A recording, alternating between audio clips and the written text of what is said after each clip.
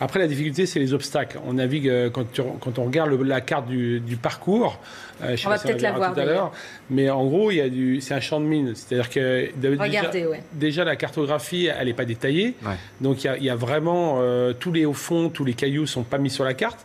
Donc, ça veut dire que c'est une navigation vraiment à vue. On peut naviguer qu'avec ce qu'on voit devant les étraves du bateau.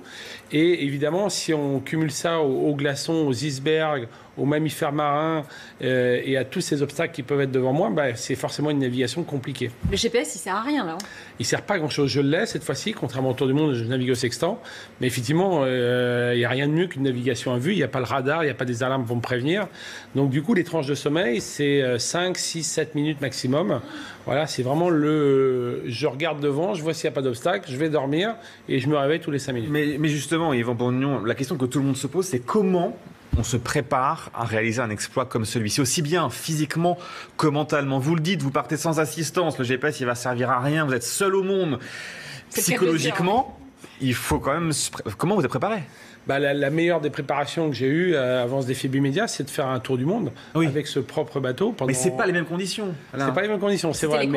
Mais le fait, c'est quand même un bateau, personne navigue en solitaire au large avec un bateau comme ça.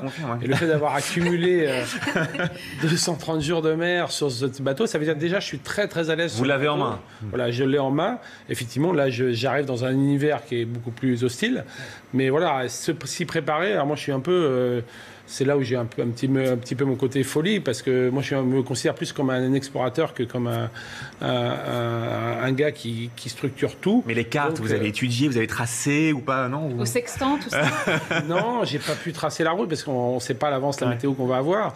Mais l'idée d'aller explorer un endroit où il n'y a pas forcément de voir un caillou tout d'un coup qui apparaît, qui n'est pas sur la carte justement, de voir ces glaçons, ces icebergs, de ne pas savoir à quoi s'attendre de ce qui va nous arriver, moi c'est quelque chose qui est très excitant et qui m'attire beaucoup, quoi. Et puis sans compter la beauté du paysage, la beauté de la faune.